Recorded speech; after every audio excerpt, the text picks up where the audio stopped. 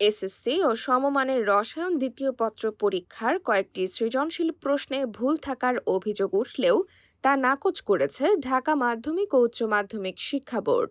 বোর্ডের কর্মকর্তারা জানিয়েছেন, প্রশ্নপত্রে কোনো ধরনের ত্রুটি নেই এবং উত্তরপত্র মূল্যায়নের জন্য ইতোমধ্যে নির্দেশিকাও প্রকাশ করা হয়েছে। প্রধান পরীক্ষক ও পরীক্ষকরা সেই নির্দেশিকা অনুসরণ করেই খাতা মূল্যায়ন করবেন। গত ২২ জুলাই অনুষ্ঠিত রসায়ন দ্বিতীয় পত্র পরীক্ষার পর কিছু শিক্ষার্থী ও সংশ্লিষ্ট ব্যক্তি ১, ৫, ৬ ও ৮ নম্বর উদ্দীপকে ভুল রয়েছে বলে দাবি করেন। তাদের অভিযোগ, এসব প্রশ্নের কারণে পরীক্ষার্থীরা বিভ্রান্তি ও মানসিক চাপে পড়েছে। তবে শিক্ষা বোর্ডের মতে এসব অভিযোগের বাস্তব ভিত্তি নেই।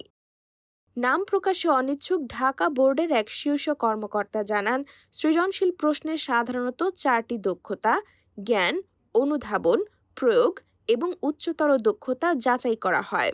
শিক্ষার্থীরা প্রথম ৩ ধরনের প্রশ্ন তুলনামূলক সহজে উত্তর দিতে পারলেও উচ্চতর দক্ষতা ভিত্তিক প্রশ্ন অনেকের কাছে কঠিন মনে হতে পারে।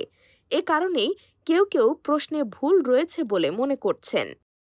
তিনি আরও বলেন, উচ্চতর দক্ষতার প্রশ্ন এমনভাবে তৈরি করা হয় যাতে শিক্ষার্থীদের বিশ্লেষণী ক্ষমতা ও সমস্যা সমাধানের দক্ষতা মূল্যায়ন করা যায়।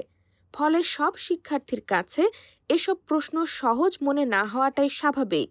সামাজিক যোগাযোগ মাধ্যমে ছড়িয়ে পড়া বিতর্ক প্রসঙ্গে ওই কর্মকর্তা দাবি করেন, কিছু কোচিং সেন্টার প্রশ্ন নিয়ে অযথা বিভ্রান্তি তৈরি করছে। তাদের পড়ানো ধরনের প্রশ্ন না আসায় ভবিষ্যতে শিক্ষার্থী হারানোর আশঙ্কা থেকেই তারা এমন প্রচারণা চালাতে পারে। বোর্ডের তথ্য অনুযায়ী এবছর প্রায় ১২ লাখ পরীক্ষার্থী এইচএসসিতে অংশ নিয়েছে, যার মধ্যে বিজ্ঞান বিভাগের শিক্ষার্থী প্রায় ৮ লাখ। এত বিপুল সংখ্যক পরীক্ষার্থীর মধ্যেও উল্লেখযোগ্য অভিযোগ না আসায় শিক্ষা বোর্ড প্রশ্নপত্রের মান নিয়ে সন্তুষ্ট এবং তারা মনে করছে রসায়ন দ্বিতীয় পত্রের প্রশ্নে কোনো ভুল হয়নি।